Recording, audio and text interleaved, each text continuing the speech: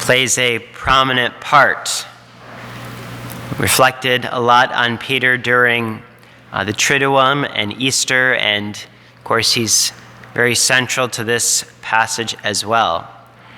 And I really find it providential that this passage is being read throughout the whole church this Sunday. Of course, the cardinals who are gathered in Rome will be hearing the same passage today as they worship the Lord at Mass, and as they prepare to elect a new Peter, successor of Peter, this very week. Let's keep them in our prayers and ask for St. Peter's intercession upon them. They would be docile to the Holy Spirit. We remember, above all, that Jesus guides the church, and that should fill us with great trust.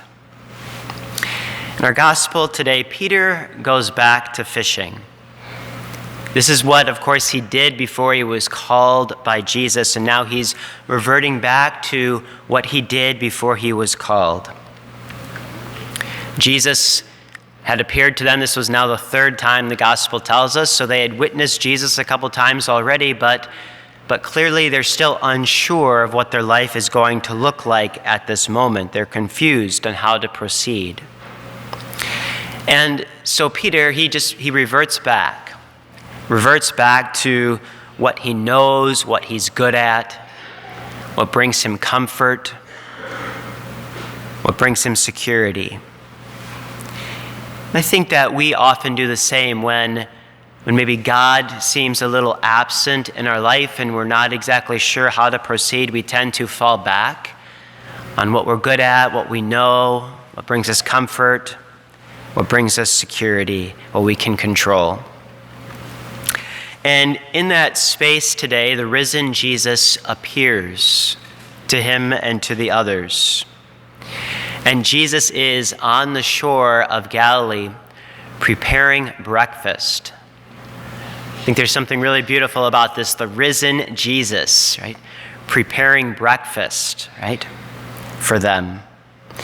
And the gospel account today mentions a detail, the charcoal fire. And the last time we heard the charcoal fire was when Peter was gathered around a charcoal fire outside of the house of the high priest Caiaphas. And it was at that charcoal fire that Peter would deny the Lord 3 times. And so as we hear this detail, the charcoal fire, we and Peter would immediately remember that event. And Jesus himself seems to be bringing it to the forefront as he asks this threefold question of Peter, do you love me? And we sometimes talk about, the phrase, forgive and forget. No, but Jesus does not forgive and forget. Thankfully, he doesn't do that. He does something more important than that. He forgives and redeems. He forgives and he heals. That's something much greater than forgiving and forgetting. No, Peter does not forget his moment of denial, but in this event in the gospel today, Jesus is bringing redemption to Peter. Peter's past is not forgotten, not by Jesus, and also not by him, but it is healed. It is redeemed. Peter would not have been half the leader he was if he had forgotten what Jesus did for him. Forgiveness, yes, but it's okay not to forget. Jesus does something far better than forgetting Peter's past. He redeems it and restores him. And how does he do that? With a question and a call. And the question is, do you love me? No, the question is not, are you capable? The question is not, will you never make another mistake? But, do you love me? We remember that Peter struggled a lot with self-reliance in his life, something that he needed washed from his feet by Jesus.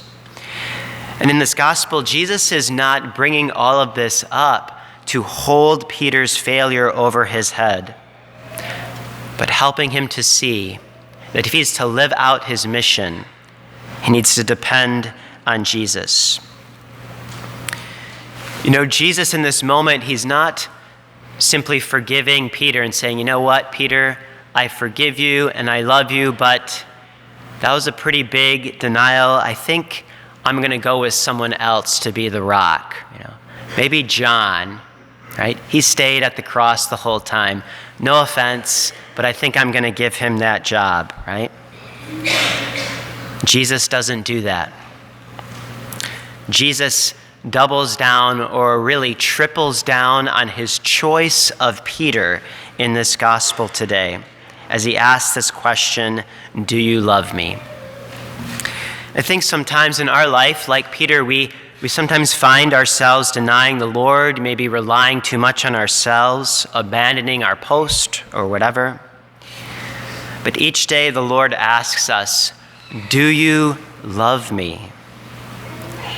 And whenever Jesus is asking this question, he's giving us his love and giving us an opportunity to show our love for him.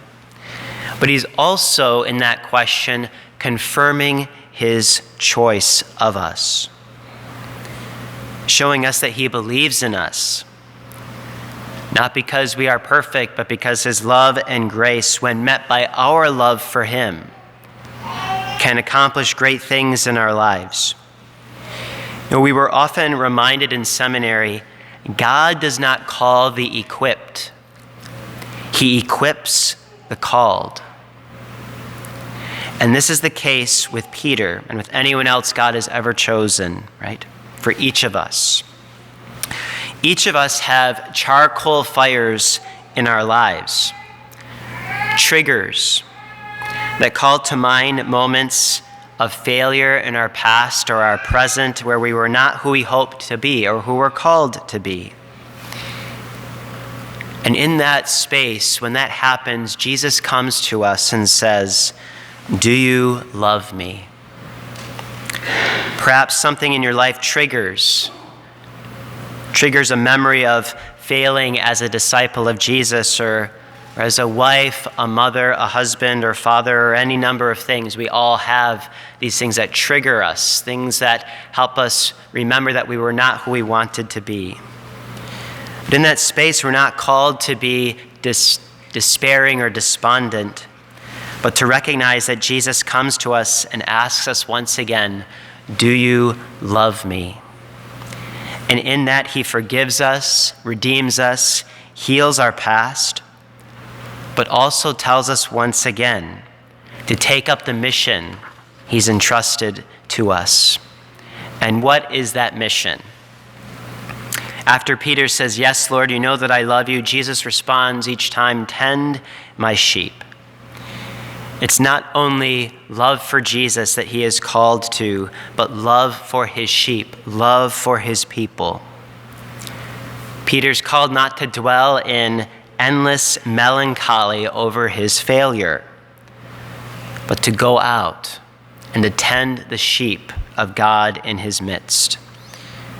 And that's the case for each of us as well, because each of us are not only sheep of the Lord, each of us also have sheep. That is a responsibility for the mission of the church and our own call, our own vocation. To witness to Jesus, to live out our faith, to bring healing to the lost, to call them back, to encourage and accompany. Each of us have this call in our own life, right? Today, Peter is restored by Jesus, right? And Jesus wants to do the same thing in our life today as he comes to us today and asks, do you love me? May the joy of the risen Jesus continue to bless us and restore us during this Easter season as he restores Peter today.